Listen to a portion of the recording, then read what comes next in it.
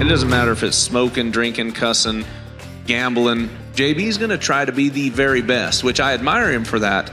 Not that I want to follow those paths, but being around guys like that. I think he's pretty cool. Oh, yeah. I'm kidding.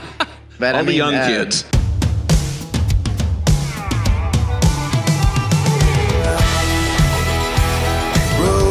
Rodeo time. Live from the NFR. Make sure you hit that subscribe button, catch up on all the old episodes, and check out the latest. You're going to like it. Welcome to the Luke Branquinho Show. If you are in the convention center today and you could hear my voice and I'm talking louder and I had them turn the speakers up, so you could come on over to the Cowboy Channel stage, join the show. I have some great guests today. And if you're not in the convention center and you're watching on the Cowboy Channel Plus app, thank you. Also, you could check out episodes that we have done in the past on my YouTube channel, The Luke Branquinho Show. Make sure you like and subscribe, because when you do that, I get a chance to make some money. And I really need the money since I'm a retired steer wrestler and really don't have a job. So thank you again for joining us and watching us and everybody out there supporting the show. The guests today, got two of them. One of them is a PRCA Resistol Rookie of the Year, because there's only one of them that made it in the bull riding, and an NFR bull rider, T. Parker. Thank you, T, for joining us. Yes, sir. Thank you for having me. Also, we have Sarah Hendrix, Western Sponsorship Manager at Ariat International. Sarah, thank you. Yes, of course. Thanks for having me. Well, Sarah, I brought you on because T, obviously a rookie coming into the rodeo scene, and you're part of the sponsorship side of the things. What do you guys look for in a young athlete that is as successful as T is right now? You know, there's a few things that really go into it, but truly I think what stands out to any brand is someone that's really, first you want them to be passionate about your product. I think when you enter into any type of sponsorship for an athlete, it really is a two-way relationship and a partnership, and it's got to be something that's mutual, that really works for both, for the rider and for the company, whether it be boots and cowboy boots and apparel such as Ariat, or maybe you're something like Community Coffee. You know, they all have their values that those companies stand for, and you want the athlete to align with that. Is it something that, you know, they're excited about? And then, of course, there's so much that, you know, is about, too, what kind of person are they? And is this their passion? And, you know, is it going to be a long-term thing? And I think at the end of the day, like, it's a family when you enter into those, and we want to lift each other up, and we want to help them grow as much as they're going to help our brand grow. So I think those are kind of the few of the first things that really stand out in a person when we're looking for a new rider. And T, for you, I mean, first year, rookie year, an exceptional year. Congratulations on that. But were these sponsors, and I know you got a few on your shirt now, but when you first started your rookie year, did you have many sponsors, or did these folks come and seek you out after they said, hey, this guy's the legit real deal? Well, I had a couple. Like, I had picked up Wrangler and American Hat at the beginning of this year. I mean, there's a handful of times where I ran out of money. You know, my parents didn't tell me. And instead of coming home, my sponsors were actually there to help me pay for my entry fees and keep me on the road. And then winter riding bull was really good and started winning some more money. So I was able to put some of it back and save it for hard times. Were you able to pick up some new sponsors being you made the national finals, or just stick with Wrangler and American Hat for right now? I haven't heard any word from anyone else, but hopefully give them there'll be time. some more. Yeah, I'm sure with the success you've had and the talent you have, and not only, which we're going to get into this after. Sarah, I know you got to leave, you got other obligations to get to, but TikTok famous also. We're going to talk about that a little bit more. So you get some sponsors that know how famous you are on TikTok. That's really going to help drive your stock, I guess, in that side of the things. Oh, yeah, sir, because it helps right there, because I can promote their videos with how many viewers and followers I get. So it's all kind of just like a really good collab deal, because therefore they help clothe me and get me down the road, and I'm helping get them more buyers. And speaking of TikTok, Sarah, I know how important social media is. And coming from an old school cowboy, I was talking this with your dad earlier, that when it comes to social media, I'm not very good. One, because I'm old. I need my kids to help explain it, or my wife. But how important is that, especially in today's world we live in, for sponsors to make sure their athletes know how to run and handle that social media? Yeah, definitely. I think especially, Luke, like, you're such a great example of that, though, of that transition of when you were, rodeoing and had sponsors, and those obligations have kind of changed and where that value comes for sponsors. And social media is a huge part of it, because today that's where everyone is, right? People are online, they're looking at that. That's where we're learning about brands. That's where we're shopping and becoming brand fans. And so it is super valuable to a company such as Ariat to have athletes and that we work with that are active on there, because that's a really easy and natural audience where they can promote the brand and share it. There's other great things that have been around, such as the patch program and being able to wear patches in the arena. That's great exposure as well, and it's seen on Cowboy Channel. But that doesn't reach every audience, and the audience on social is so far-reaching that it's a place where people get to know you, and you might record a 2 to 30-second clip of your day, but to your followers that are wanting to know what it's like out there on the road and wanting to know what it's like competing, they get that, and then they get an impression. And so it's super important from a sponsor to be able to have viewers or to be promoted in that way. So that's definitely something that we look for, is how they're implementing that in with their partnership. In this segment of Ask Luke, I have multiple questions that I'm going to be reading, and then I will be answering. What was my best time in steer wrestling? Stay tuned, and I will answer that question a little bit later on in the show. Well, I can remember the first year I made the finals, very few Cowboys had patches on their shirt for whatever reason. But I can remember going and getting my first patch. It was a screen printed on, and I don't even know, do they do screen printing on athlete shirts anymore? But screen printed on. We didn't have social media. I mean, MySpace, I don't even know if that was out. Anybody remember MySpace? I don't either. But you didn't have the technology in the palm of your hand. Number one, I had a bag phone when I first started rodeo, and then it went to a Nokia, which I did. I was really good at Snake, which I wish they'd bring that back. But, to the transition, and even seeing like a guy like Trevor Brazil, who's older than me, now he's having to transition to that social media technological phase of his life, which obviously he is retired. I think he has people that do it for him, I'm pretty sure. I do. I help him out with it a little bit. But to see how that has evolved, and the reach, like you said, the Cowboys are getting the fan bases. And T, you're a great example. Your TikTok has 250,000 something followers. Is that what you're saying? Yeah, so I'm about to hit 256, and I just hit my third Missed it video. by 6. My third video just hit 1 million views today. That is incredible, and I didn't even realize that you could make money doing that by your viewerships and likes of those videos. Correct? Oh yes, sir. Like when I was 15 to about 17, I used to make my dad really, really mad because I didn't want to get up for work, and I'd sit up there in my room, go TikTok live, make $500 and pay for my whole weekend. But like now on the road, I'll go live and I'll make anywhere from $1,500 to $2,500 every week. So I do that once a week, and that pays for all my expenses, food, gas, most of my entry fees. So, I mean, it works out really well for me. I love it. Plus, I feel right at home whenever I'm going live on TikTok. I think we should do a live TikTok right now on Luke Branquinho show and get some of those followers. Sarah, but you've got to see that transition. And I mean, you obviously younger and know how to run these phones and been in the industry on the sponsorship side of things. How has that helped the companies you've worked for, with the videos, with the Instagram, social medias, not only from an athlete standpoint, but for you guys getting fans out there to start buying your product? Oh, it definitely is important, and something that, like you said, we've seen grow, and I think each year is growing more and more. TikTok is relatively young, I think, still in the social media space, and it's just blown up. And so it's cool to see how that can impact the consumer. There's so many different ways to advertise, and I think something that, like myself as a consumer and then working for a brand, that I love about social media is it shows you how to make that product your own.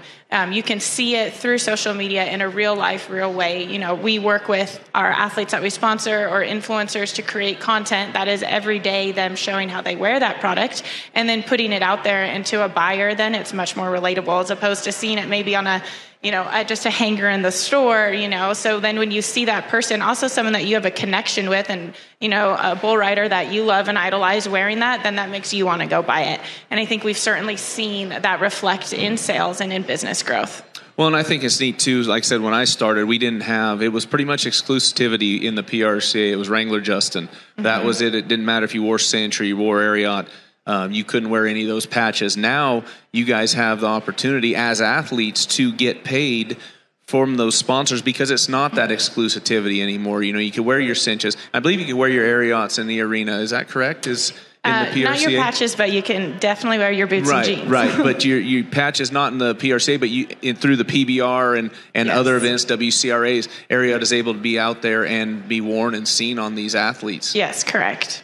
And for me, like I said, that's huge. I can remember when I don't remember the exact year, but when the exclusivity got kind of let go, and I'm like, holy cow, this is an opportunity for the athletes to make that much more money, because a sponsor, they couldn't justify giving them extra cash when they couldn't wear their products or their logos in the arena. And now that you're able to do that, again, not so much the PRCA with Ariat, but with the PBR, and you guys are huge sponsors of the PBR, the Texas Rattlers, the championship Texas Rattlers for the PBR teams. Speaking of that, your name got brought up a lot when I was doing broadcasts on that. It's just FYI, you might be getting some calls, right? PBR's coming for you.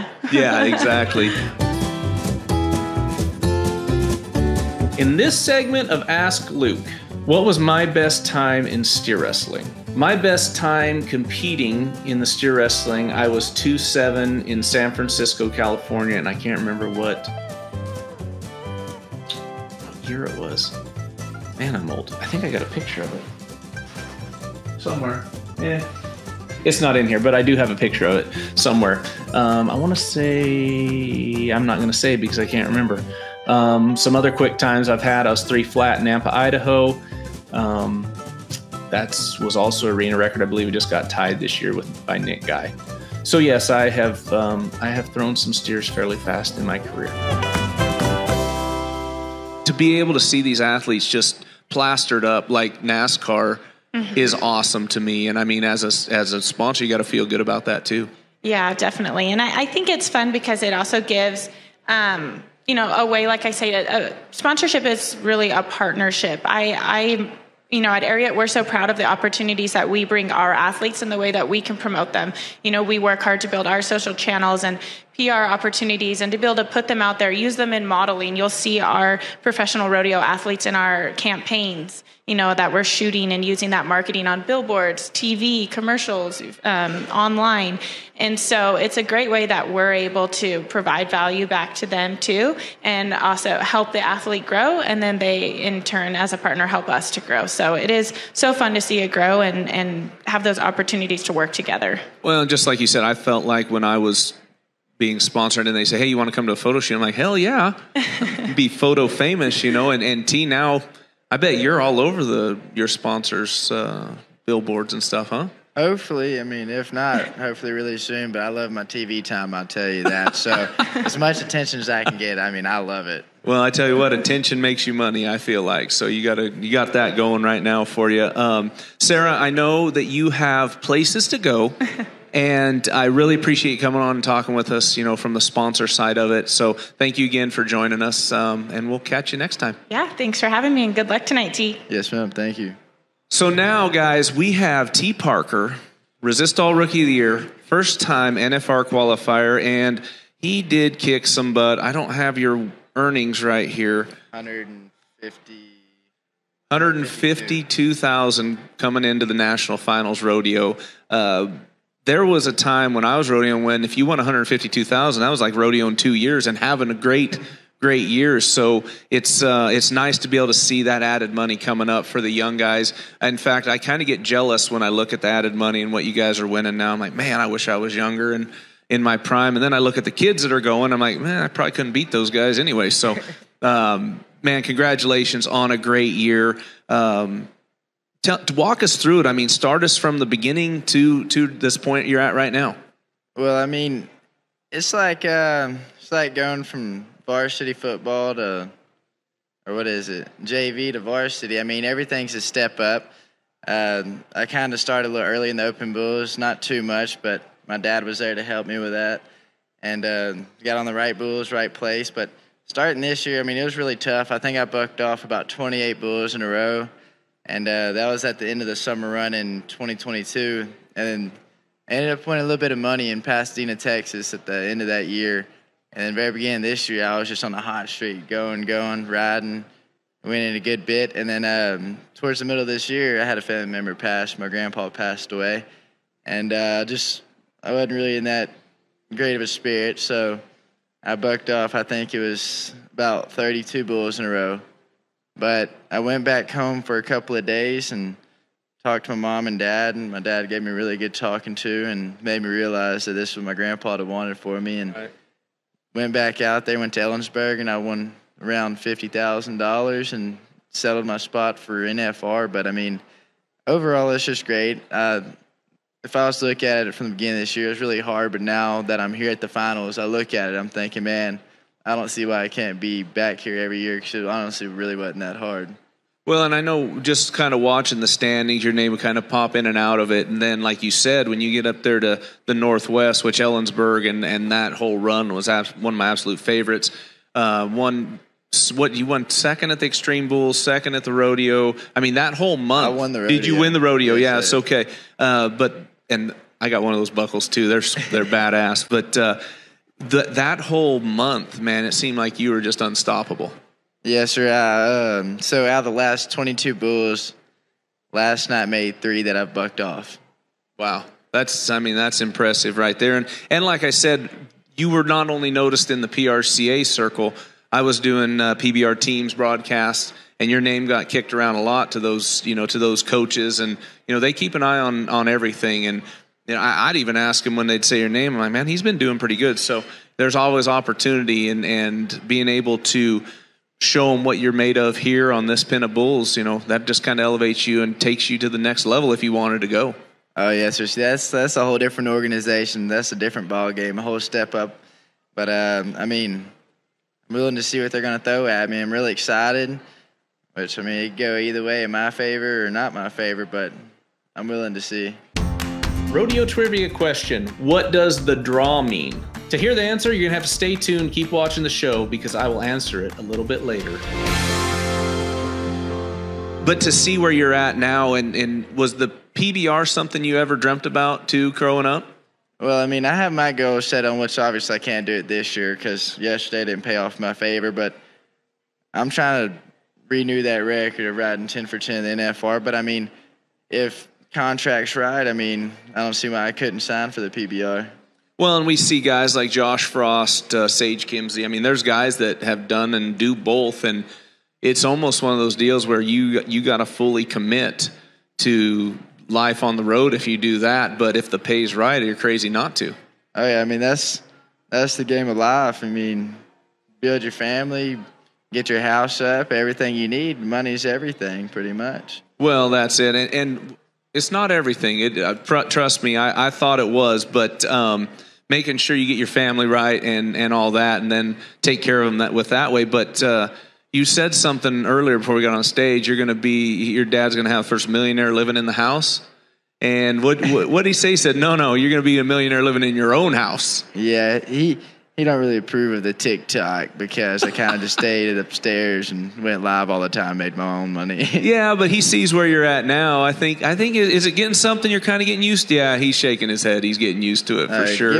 Probably give me another year and I'll have Dad TikTok famous too. He's going to say no, but I'm about to start getting him on there. I have seen something with a softball dad and a softball daughter. I think it's TikTok where they're just on each other's ass the whole time, and I think that might be something you guys could do in the bull riding arena. Oh, we could have a comedy show. I could say something and pop right back off, and I'm just lost. I ain't got nothing to say, and everyone's laughing at me because they done roasted me. Well, what I do think that is an awesome relationship you have with your dad. Yeah, sir, and a little bit of that old age, too. No, I'm kidding, Dad. I love you. Oh, man. What about traveling partners? Who'd you go with this year? Me and my buddy Tyler Cummins. He's actually here, but he went upstairs to help some younger guys out. But he ended up getting hurt during the summer run, so he had to go home. So I ended up finishing about the last 3 months out by myself. But this coming year, I got a handful of people. We're going to be maxed out on the buddy group traveling in the old van. Little van traveling, no Capri camper, or what do you got? Oh, no, I got a 2019 Ford Transit. It's got a big old bed and a futon, so somebody better grab an air mattress. And a couple bedrolls lay out on the side on nice nights. Man, that's I didn't have the luxury of rodeoing a van. We had a horse trailer when I first started that I built the living quarters in college. So it was not waterproof. I'll just say that. I'd wake up in the morning, the dew would be dripping off on my forehead. Once I started winning a little bit, I went ahead and upgraded to a nicer trailer. But oh, yeah. Like, I probably had about 7 cars parked in the front of my mom's driveway. It looked like a used car lot, but I couldn't decide which car I wanted to drive every day. So every time I seen something I wanted, I went and bought it. And then my mom was like, oh, you got these scholarships, come to college. And I was like, all right, I need to get something reliable, though. These hoopties ain't going to get me all the way up there. So sold them all, went and bought the van, and then getting ready to leave, and came outside. My dad handed me my pro card. He's like, here you go. And I was like, all right. So that's how that all started. Oh, man, that's awesome. Sir. That was your pro card was a present then. Yes, sir. Ah, that's so impressive. I mean, you got to be prouder in hell than have him up here right now. That's impressive, man. Congratulations. Well, thank you. Congratulations to your family for believing in you. I mean, that's if you don't have that behind you, and I talk about family support all the time, if you don't have that support, it's hard to make it out here on the road. And obviously, him getting you the card, they believed in you full. Oh, yes, sir. I mean, greatest day of my life. I mean, if it wasn't for my parents having my back and loving me so much, I would have went home a long time ago. But just with their love and support, I mean, I stayed out there and did my job. So what got you started in this whole venture of bull riding? Because I have a little notes on here that your grandpa used to rope and you'd get in trouble for riding the steers. Yes, sir. Me and my older brother would go out there and jump on his calves and steers in the pasture and stuff, get chewed out. But, I mean, kind of had a rough lifestyle growing up. I had a real bad anger issue, so no matter what, it was always a fight. I was a little bad kid, I guess I could say, at the beginning. And then my stepdad came along gladly, and we played baseball, played football. And it really wasn't my sport. And then just one day I seen it on TV. I heard about Cody Till. And I sat down, YouTubed him, and I seen it. And I came home from school one day, and I was like, Dad, I want to ride bulls. My mom's like, you're crazy. Go take a nap. So the next morning, I sat there and talked to her. She's like, if you can come back to me with all A's, I'll get you on some bulls. And I was like, all right.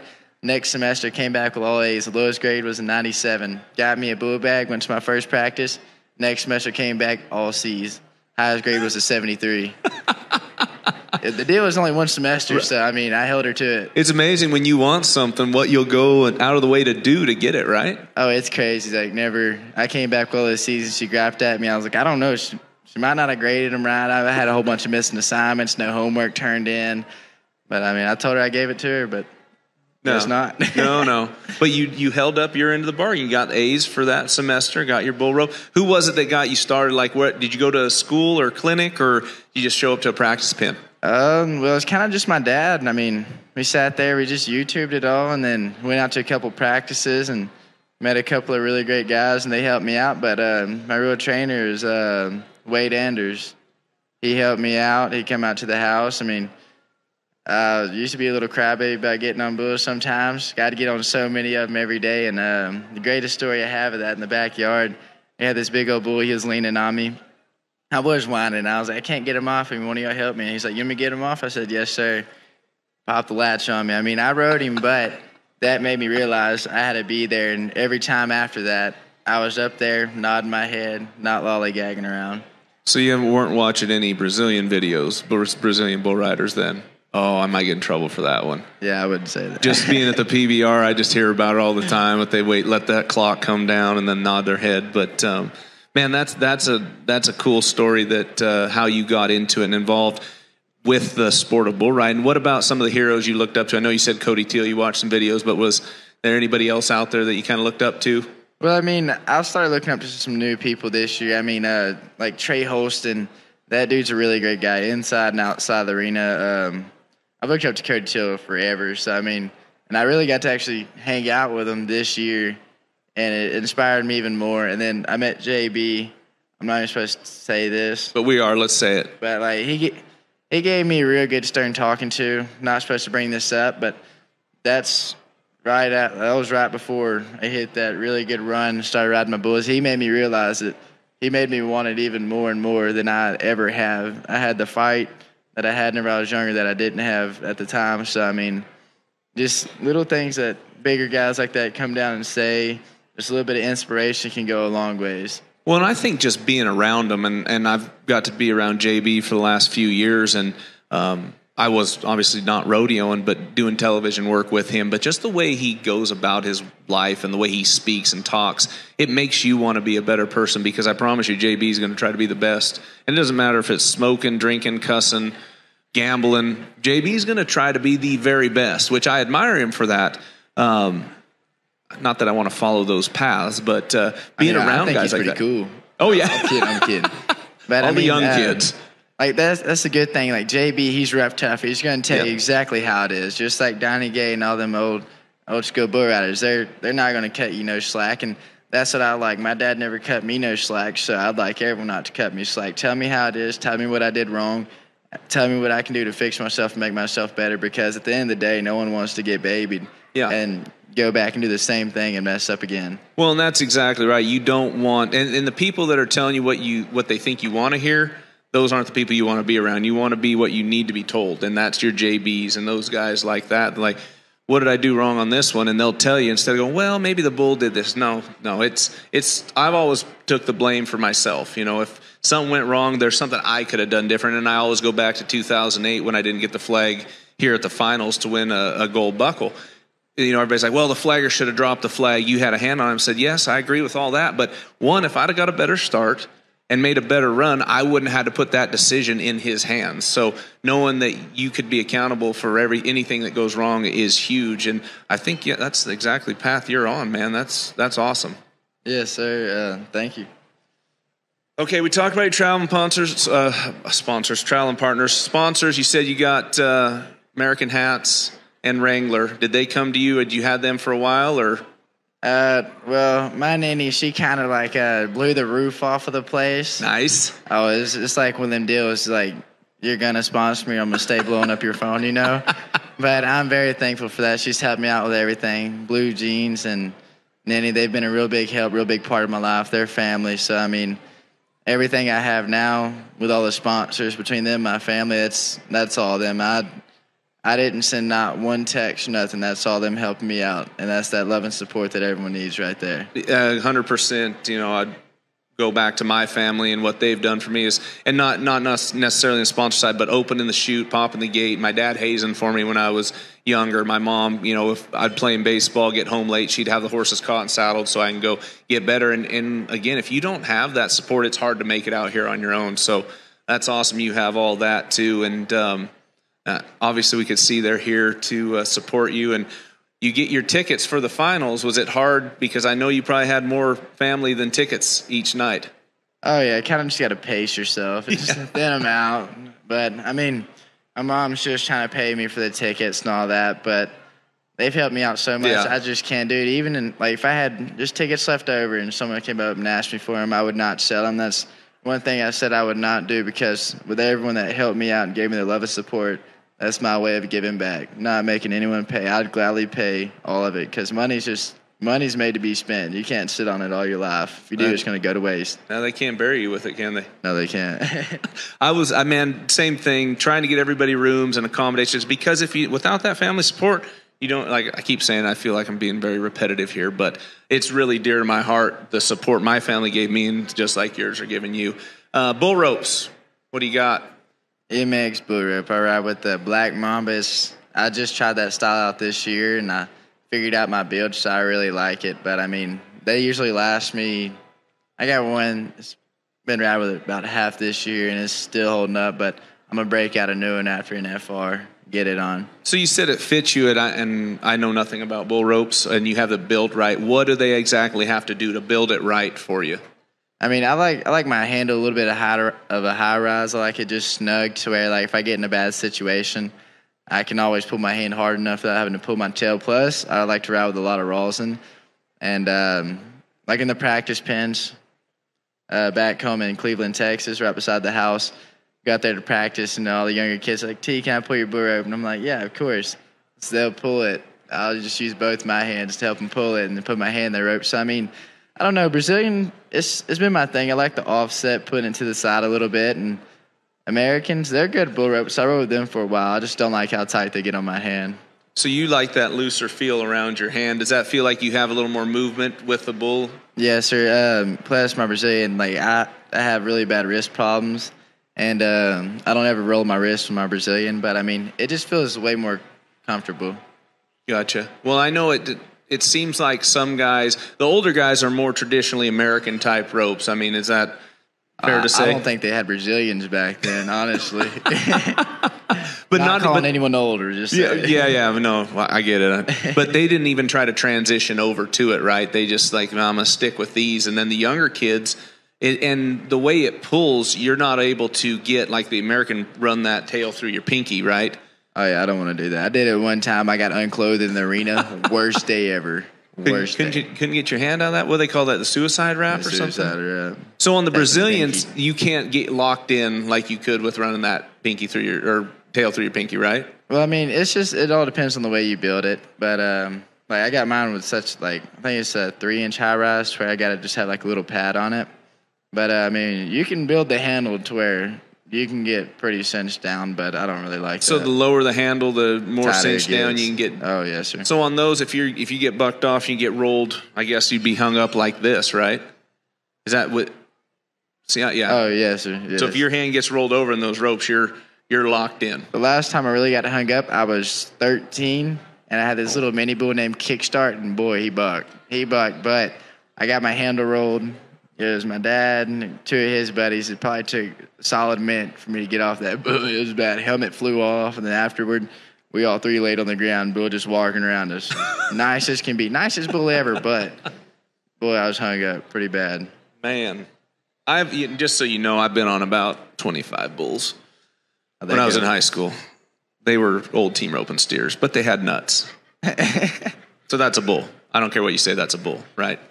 I did use an American rope because they didn't have Brazilian ropes back then.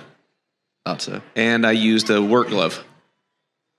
Yeah, I got one story about that real quick. Can I say it? You could say whatever you want, man. Okay, look, so we had the practice pen in the backyard, probably had 30 head of bulls, and I'd get on bulls every day. Every day after school, I'd have about 5 bulls loaded up, and I can't say the name of this one bull, but we had this little miniature Angus bull, and my glove was ripped. It ripped the day before. I didn't have any more, and I was thinking, like, man, I get out of it. I can go hang out with my friends today. No, my dad came back there with, like, these little bitty rubber work gloves, and he's like, here you go. And I was like, what do you want me to do with this? We're doing some landscaping? He's like, no, you better get on. Boy, I got on. No tape needed. My glove stayed in my rope, but I did not stay in the glove. Bull rope ran across the arena with the bull nonstop. We had Seriously? to run him. Oh, man, worst day ever. I only had to get on one bull. It was about 3 seconds, but, I mean, that ground was pretty hard. Didn't even till it up or nothing. Make you want to stay on them. Not with that glove. No, but with the ground that hard, make you want to stay on them. Oh, yes, sir. Well, that is. What was the bull's name? You can't say it. I can't say. Everybody's saying you could say it. Can I say We have a beep button. We have a beep button. Okay, yeah, y'all bleeped this. Yeah. It's called. His name was Butternuts. Beep. Sorry, it was a little late. But yeah, butternuts. That's not. I think they sell those with anyway. So butternuts got you down. Oh, yes, sir. A couple more than once. I tell you that. But that time, that was the worst. Like helicoptered on top of him. It's horrible. Was he one of those little bulls too, or no? Oh man, he was probably knee high. Like it was really. Dad come on out there and about cut him a flip, about hit him in the knees. I'm telling you, I was laying flat and my feet were on his butt and my hand was just on his head and my other hand was in the bull rope and I'm spinning on top of him. It happened. My mom still had this video. She sent it to me the other day on Facebook. It's crazy. We're going to need to get that video that we're going to put on the Luke Branquinho Show YouTube page. And time for my plug. If you would, go like and subscribe to Luke Branquinho Show and catch up on all our recent episodes. Like and subscribe. If you do that, I make money. We talked about making money. How important is that, especially in social media nowadays? It's huge. Very. So very if you get to 1 million followers on your TikTok, what do you think you'd be making? Well, if I get to 1 million, then the chances of me getting certified is very high. I actually just filled out the information today to get the blue check beside my name. Get certified. Nice. So, I mean, everything will double, and then, I don't know, I can't remember what it's called. I want to say like time and a half, but I know it's not the excess for work. But whenever I go live, I'll get, I guess you could say time and a half, but on my videos, I just get paid regular. So that's like Kim Kardashian status right there. You get that blue check certified. Oh, man. Wait till I'm about 25, Dad. I'm still going to be living with you. Like I said, me and my little brother, we're going to have bunk beds. We're going to live with my parents, go live every day, make a whole bunch of money. Free rent. What do you got to pay? Well, exactly. All that money stacked up. Right. But you can't die with that. I mean, they ain't going to bury you with it. So. That's what I'm saying. If I live with my parents until I'm 25 or even longer with the bunk beds, I mean, no rent, I can buy whatever I want. More bucking bulls, a new boat. They don't look real thrilled about that, but hey, maybe so. I don't know. Oh, no, I'm baby boy. Mom was going to let me stay. Look at her, see?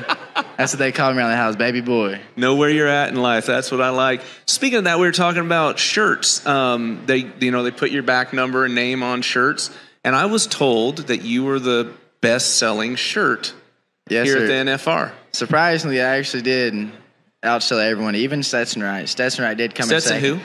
Stetson Wright. That is the only time probably he'll ever come in second. Stetson Wright's a GOAT. Yeah. He is. He's really good. But they're actually selling him here at one of the booths, mine and Stetson. So, y'all. What be booth sure to is go it? get some. Do you remember the number? I don't know. But you see it go by a T. sir. Parker shirt. I signed a shirt. There it is, right there, number 33. Yeah. And bring that up here. You want him to sign that? Bring that shirt up here. Bring a pen. He'll sign it for you. Anybody got a Sharpie? Yeah. Yeah, we got one right here. All right. Got 4 Sharpies. Yeah, we got plenty of Sharpie. Yeah, come on up here. T, sign that shirt.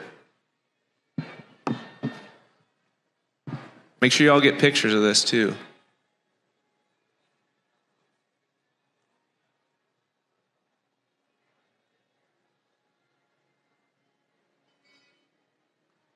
What's your name?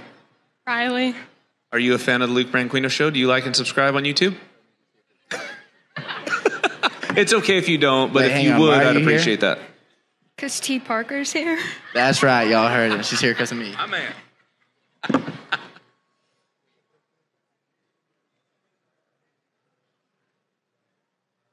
Hey, y'all, this is exactly what rodeo is about right here. Guys like T. Parker taking time out of his day, coming to the convention center, signing autographs, coming on the show, and that's what I love about this sport, and something you probably grew up watching and appreciated from guys you looked up to as well. Oh, yeah, so like I watched JB, Cody Till, all them guys. I mean, that's been my dream, being like them, being where they are today. I mean, I made it to my first finals my rookie year, and it means everything to me. It's what I dreamed of. There's been many long nights I've cried on the phone and talked to my mom, telling her I wasn't going to make it, that I'm just going to pack up and come home. But they told me to stay out there and keep striving, and just that little bit, I did it and made my dreams come true. So I'll be back here next year, I hope. Well, man, I don't think there's any doubt about that. Talk about the finals. Got that first one rode, just one out of place. I think ended up one out of placing, right? 78.5. Got that first one row. That had to be an amazing feeling. Your first national finals getting covered. I will say, I don't know that I've ever seen that many bulls rode in the first go round.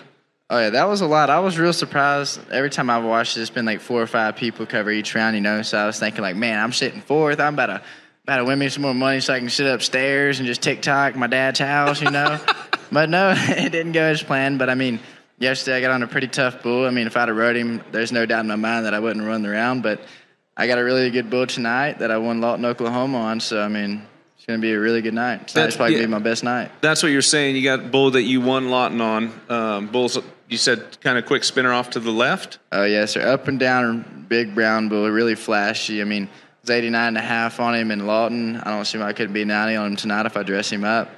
Well, and the finals always seems to add a little more intensity, and they hopefully get a few more points just because we're here in Vegas.